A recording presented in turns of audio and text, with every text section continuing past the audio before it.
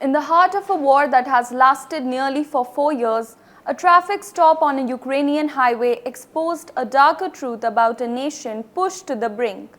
A British journalist from the Sun newspaper says his Ukrainian translator, a longtime friend and colleague, was forcibly conscripted into the army right before his eyes.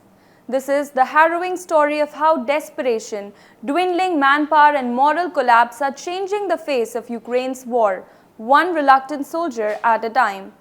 It began like any other day for the Sun's defense editor Jerome Starkey. He and his photographer Peter Jordan were in Kharkiv, preparing to travel to the front lines in Donbass. Alongside them was D, a local Ukrainian journalist who had been their translator and fixer for years. He had survived missile strikes, drone raids, and even an incursion into Russia's Kursk region. He wasn't a soldier, but he was every bit as brave as one. Then, at a nondescript checkpoint, everything changed. Starkey recalls that a dull-eyed soldier stopped their car, scrutinized their documents longer than usual. Moments later, D was separated from the group and ordered to report to a nearby recruitment center. Hours passed. When Starkey demanded answers, soldiers laughed. One sneered, "You need a new driver, your friend has gone to war." By nightfall, D was gone. His last message read, "They took me somewhere far. By car, I think I am done." Starkey's account, published over the weekend, sent shockwaves through the media.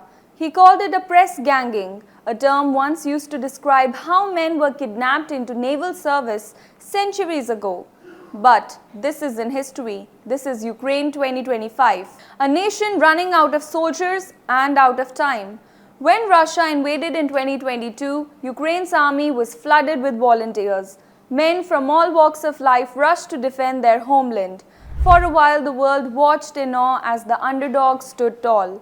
But after years of brutal trench warfare, the enthusiasm has faded, replaced by exhaustion and grief. Tens of thousands are dead and hundreds of thousands are wounded.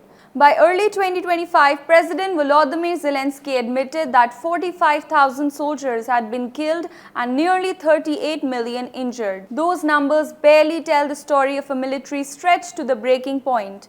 Infantry units are hollowed out, rotations are delayed, and desertions are rising. One Ukrainian soldier confessed to Starkey, "I have to be fit and healthy before I can be killed." To fill the gaps, Kyiv tightened its draft laws. Men aged 18 to 60 must register for military duty. Evading service is now punishable by prison. And across social media, the videos tell the rest of the story.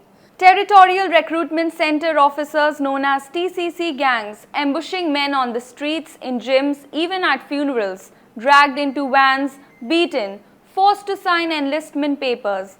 Corruption made things worse. Officials took bribes, hundreds of thousands of dollars, to declare people unfit for service. While the rich bought their freedom, the poor were sent to die. It's no wonder many Ukrainians are fleeing. Over 1 million men have reportedly gone into hiding or escaped abroad. D's abduction wasn't an isolated event. It reflects a grim shift from volunteers to victims of the draft. For journalists like Starkey, the loss is personal and professional. His translator wasn't just a colleague, he was his eyes and ears in a country tearing itself apart. Starkey said he begged military officials for help.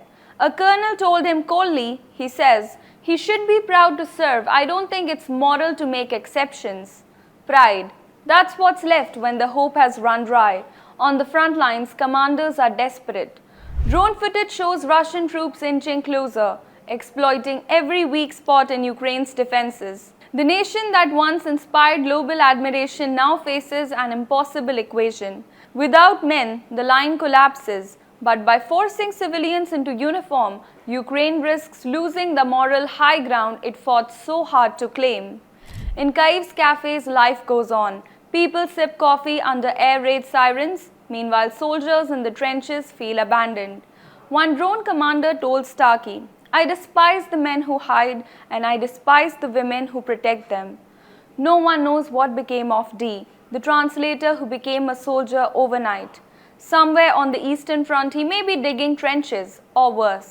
Jerome Starkey calls it Ukraine's existential recruiting crisis, and he's right. Because behind every conscription order is a story, a friend, a father, a journalist, torn from their life and thrown into the abyss of war. Ukraine's fight may be just, but the means are growing darker. As winter looms, one haunting question remains. Can a nation win a war if it must destroy its own to survive? Thanks for watching.